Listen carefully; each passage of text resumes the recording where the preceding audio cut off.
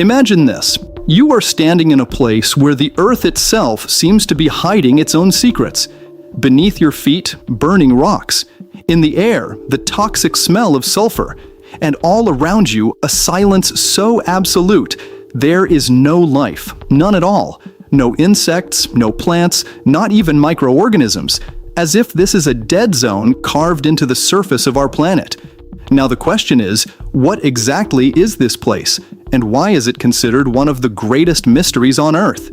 If you truly want to explore unknown history like this, then make sure you subscribe and stay with us, because today's journey will take you into a reality that might make you feel like half of human history is still unknown to us. And before we begin, a small request. Where are you watching this video from?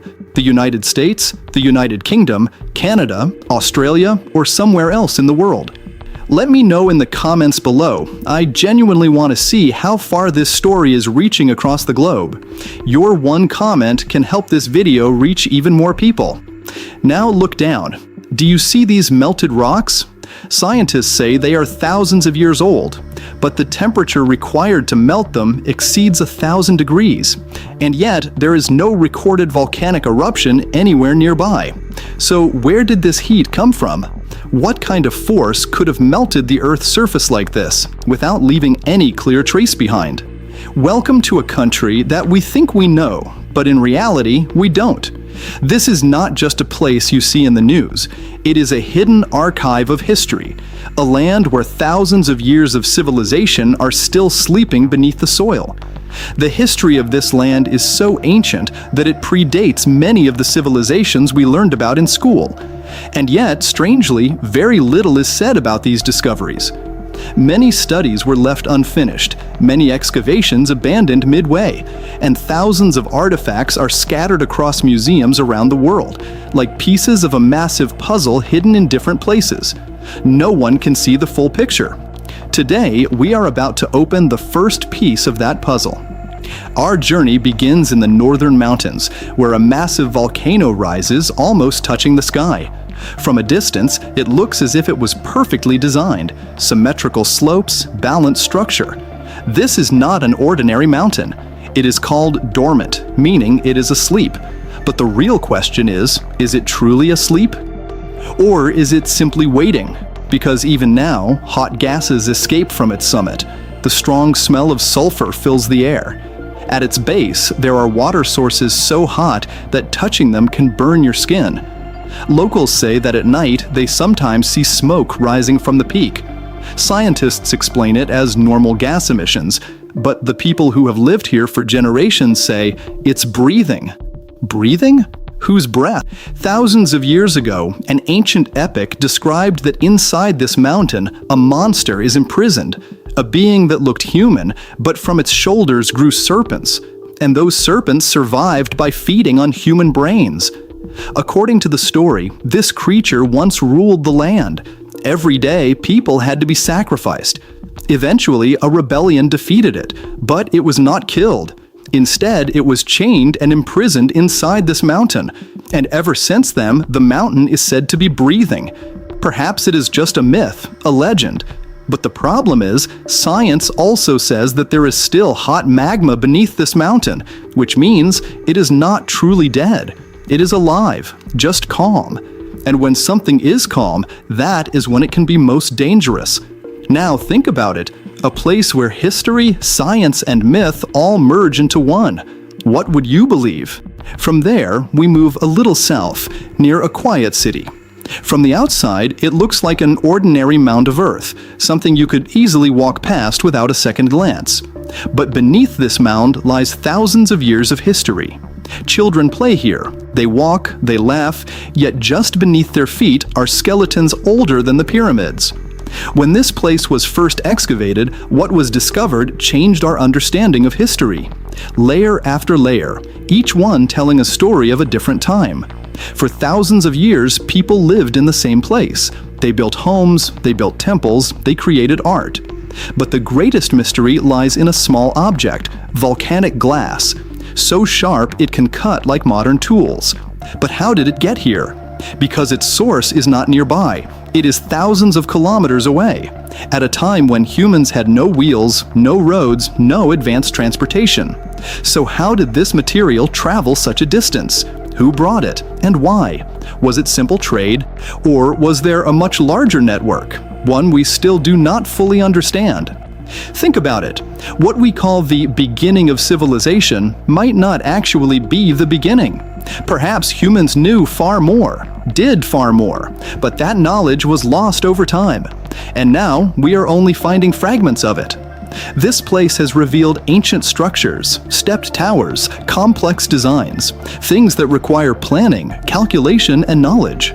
So the question is, were these people really primitive, or are we misunderstanding them? And if they were so advanced, where did that knowledge go? Why did it disappear? Or did it not disappear at all? Is it simply hidden, right in front of us, beneath the ground? This is where the story begins, but it does not end here, because what comes next is even deeper, even more mysterious, and possibly capable of changing everything we think we know about history. Are you ready? You start to wonder, if all of this is truly real, then where is the proof? And if the evidence exists, why is there so little discussion about it? It is from this very question that our journey begins to go deeper. Now we move toward a place where even death was understood in a different way, where the final journey did not mean going beneath the earth, but being surrendered to the sky. In the silence of the desert stand some strange structures. From a distance, they look like nothing more than circular stone walls. But as you get closer, you realize these are not ordinary at all. These are the Towers of Silence, a place where, once upon a time, human bodies were laid to rest, not in the ground, not in fire, but under the open sky. The structure of these towers is incredibly unusual, a perfectly formed circle, and inside 3 distinct concentric rings. The outer ring for men, the middle for women, and the inner for children. Right at the center, a deep well, where, eventually, everything would return. There are no permanent stairs here. The entrance is hidden, as if this place was never meant for everyone. Those who performed these rituals lived apart from society. Their lives were bound to these towers. They stood as guardians of a strange boundary between life and death. But the most astonishing aspect is the design of these structures. Such perfect circles, such precise proportions, as if someone calculated everything with great accuracy. And yet, according to our understanding of history, such advanced knowledge of geometry should not have existed at that time. So, how did they know? Was it merely coincidence? Or were they using a kind of knowledge that we still do not fully understand? Scientists would say it was out of necessity. A circular structure is the most efficient for open spaces. But the question does not end there, because when the sun slowly sets and you stand inside one of these towers, the silence around you, combined with that deep central pit, creates an unsettling feeling. It feels as if not just bodies, but something more has been left behind, something that cannot be explained by logic alone. Now we descend further into the earth, to a place that remained completely unknown for centuries, until one day an ordinary man digging in his yard suddenly broke into an empty space. And from that moment, an incredible discovery began. Beneath the ground was an entire city, not just a single room, not just a tunnel, but layers upon layers, one beneath another, stretching nearly 18 meters deep. Narrow pathways, winding corridors, sudden dead ends, as if it was deliberately designed like a maze, so that anyone entering from outside would never find their way out. There were rooms, storage spaces for food, systems for holding water, even toilets, meaning this was not a temporary shelter. It was carefully planned, built for long-term living. But the most astonishing feature was ventilation. Without any machines, without any modern technology, and yet cool air from above would flow down, while warm air from inside would escape. So perfectly balanced, as if it had been designed by a modern engineer. Think about it. How much knowledge would it take to create something like this? And where did they get that knowledge?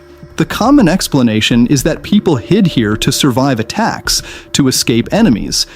What you have seen so far may already have surprised you, but in truth, we have not yet reached the most extreme reality of this planet. Now we are heading toward a place where nature itself has broken its limits, where the temperature is not just hot, it is destructive, where even touching the ground can be dangerous. Imagine standing in the middle of a vast desert. As far as your eyes can see, only dry, darkened stone, no wind, no sound. Even your own breath begins to feel heavy. Here, the sun does not just give light, it strikes. In 2005, satellites measured the surface temperature of this place. The result, over 70 degrees Celsius. But some researchers believe it could be even higher, up to 80 degrees. Meaning, if you placed a piece of bread on the ground, it would burn within minutes. This is not fiction, this is reality. Some parts of this desert are so extreme that not even microscopic life can survive. There are very few places on Earth where life is completely absent, and this is one of them. The ground here is black because it contains a special type of rock that absorbs and holds heat from the sun. The surrounding mountains trap the air, preventing heat from escaping. Together, it becomes like a massive natural oven. But this is not all. Within this desert are strange formations, massive waves of stone carved by the wind, rising up to 80 meters high, resembling a frozen ocean, as if nature itself has sculpted them. And when night falls, the temperature red, yellow, purple, pink, even silver. The mountains look as if an artist has painted them with wild strokes. This is not an art gallery, this is real geology. More than 80 different colors of soil can be found here. When it rains, water flowing down the hills turns bright red. From a distance, it looks like blood flowing. This sight is not only strange, it is unsettling, because such phenomena are rarely seen in nature. Scientists explain it through minerals: iron, copper, sulfur, various elements giving the soil its color. Over thousands of years, volcanic activity has brought these elements to the surface. But the local people have their own explanation. They say this land was once burned by something that came from the sky, something so powerful that humans could not understand it. So they call it a celestial weapon. Is it true, or just imagination? We do not know for certain, but when you witness it with your own eyes, it feels as if something unusual truly happened here, because nature is rarely this perfectly abnormal. And once again, the question returns, are all these simply natural phenomena? Or is there something behind them that we still cannot fully comprehend? Because on one side, there is a place where no life exists, and on the other, a place where the ground is so alive, so vibrant, it feels like a fragment of another world. This contrast is the greatest mystery. Such extreme opposites within the same region. Is it mere coincidence? Or is there a process behind it that lies beyond our current understanding? The further we go, the more it feels. This story is not just about the past. It is also about the present, because these places still exist, still evolving, and we still do not fully understand them. But the most mysterious part is yet to come, because ahead we are about to see something that is not just nature, but the work of human images carved into stone. Images that feel like someone left a message for us, but a message we still cannot read. Are you ready for that final mystery? Now we have reached the final chapter, where the questions are no longer just mysteries. They slowly begin to take the shape of reality. Imagine standing in a remote mountainous region, surrounded by rocks, the sound of the wind, and thousands of years of silence. There are no cities here, no noise, no signs of modern life. And yet, this place was once deeply significant, because this is where humans left behind traces that still make us think. Carved into the surface of stone are ancient images, what we call prehistoric rock art, created thousands of years ago, so ancient that we cannot even say with certainty what kind of humans existed at that time. But they were here, and they wanted to say something. Most of these carvings are simple: animals, hunting scenes, human figures. but some of them are completely different, unusual. There are forms that look human, yet not entirely human. In some images, you see large heads, strange body structures. In others, objects that appear circular, almost like discs. And this is where the real question begins. Are these just imagination? Or did they actually witness something that we still do not understand today? Some researchers say these are religious symbols, part of rituals, but not everyone agrees, because similar types of images have been found in completely different parts of the world, thousands of kilometers apart. The same style, the same kinds of figures. Is this just coincidence? Or was there once some kind of connection between people across distant regions of the Earth? And if there was, how was that even possible, when we believe humans were still in a very primitive stage? And even if there was no contact, then why so much similarity? Why the same ideas, the same images, appearing so far apart? The answers to these questions remain unknown, but one thing is certain. These images were not created without purpose. They were made with intention, perhaps as a warning, perhaps as memory, perhaps as a message left for future humans. In other words, for us. Now, if we look at the entire journey together, a volcano that breathes even in its sleep, an ancient settlement where objects traveled from distant lands thousands of years ago, a tower whose geometry still raises questions, an underground city with technology far ahead of its time, a desert where life cannot survive, and an island where the soil itself becomes a work of art, and finally, mysterious messages carved into stone. Are all these just separate events, or are they somehow connected? And if they are connected, what is that link? Is it simply a coincidence between nature and human activity, or is there something deeper behind it, something we still cannot fully understand? Perhaps the answer is not as complex as we think. Perhaps we are searching in the wrong direction, because we always assume that ancient humans had less knowledge. But what if the reality is the opposite? What if they knew things that we have since lost? And now we are only finding fragments, scattered traces of that forgotten knowledge. This is where the most important part of the story lies. This is not just a story of mystery. It is a story that forces us to rethink our own history. Because if we can understand where we came from, perhaps we can understand where we are going. And this journey does not end here, because there are still countless places on Earth where history remains hidden, waiting for someone to come and uncover it. Maybe you, maybe all of us together. Now I have a question for you. Which part of this entire story made you think the most? Which place made you feel this shouldn't be possible, and yet it is? And another important question, where are you watching this video from? Are you watching from the United States, or from Canada, Australia, the United Kingdom, or somewhere else? Be sure to tell me in the comments, because I truly want to know which corners of the world this story is reaching.